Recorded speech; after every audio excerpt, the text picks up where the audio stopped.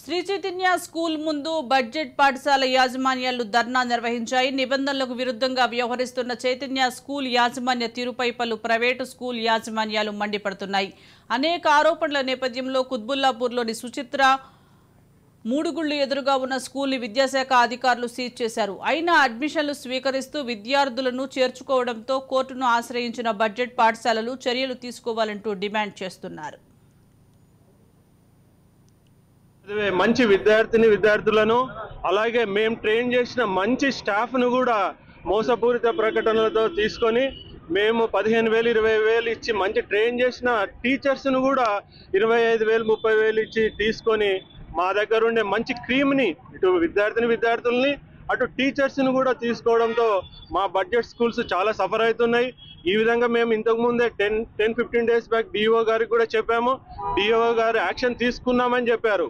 కానీ ఈ రోజు ఓపెన్ చేస్తామని చెప్పి ఆన్లైన్లో అందరికీ మెసేజ్లు పెట్టినా కానీ మా వాళ్ళు ఇక్కడ ఇంత చేస్తున్నా కానీ అక్కడ నిమ్మకి నీరెత్తినట్టు మా విద్యా వ్యవస్థ కానీ విద్యాధికారులు కూడా ఉండడం మాకు చాలా శోచనీయము.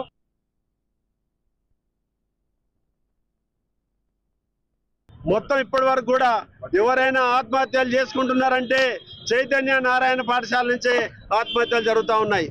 మొత్తం బట్టి కొట్టే విద్యా విధానం ఒక మర యంత్రాలుగా తయారు చేస్తూ ఉంటారు.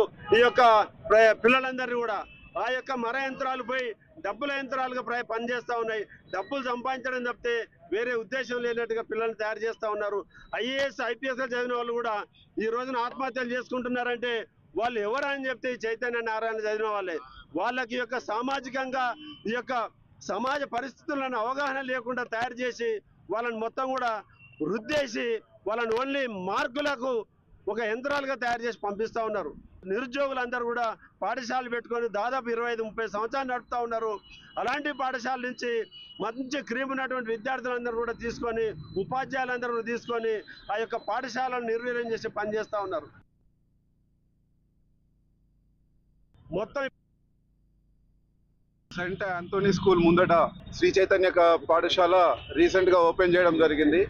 ఎలాంటి అనుమతులు లేకుండా కనీసం 56 జీవోని కనీసం తొంగలో తొక్కి డబ్బుంది కదా మేము ఏదైనా చేస్తామని ఎలాంటి నామ్స్ లేకుండా కనీసం కొంచెమన్నా డిస్టెన్స్ ఉండాలి. అలాంటి డిస్టెన్స్ లేకుండా ఇక్కడ ఏర్పాటు చేసి టోటల్ ఇక్కడ ఉన్న బడ్జెట్ పాఠశాలని అందరికీ ఎఫెక్ట్ చేసే విధంగా వాళ్ళు ప్రవర్తిస్తున్నారు. అంతేకాకుండా ఎంతో లక్షల ఫీజులు పెట్టి మామూలుగా బడ్జెట్ పాఠశాలలో నామినల్ ఫీజులతో మేము చదువు చెప్తూ ఉంటాం. అలాంటిది కాకుండా ఇలాంటి పెద్ద పెట్టి కార్పొరేట్ వాళ్ళు ఈ విధంగా ఏర్పాటు చేసేసి బడ్జెట్ పాఠశాలందరినీ ఇబ్బంది చేస్తారు. దయచేసి ప్రభుత్వం దీని మీద చర్య తీసుకొని మినిమం ఒక డిస్టెన్స్ ఉండేటట్టు చేసి కార్పొరేట్ విద్యను నియంత్రించాలని మేము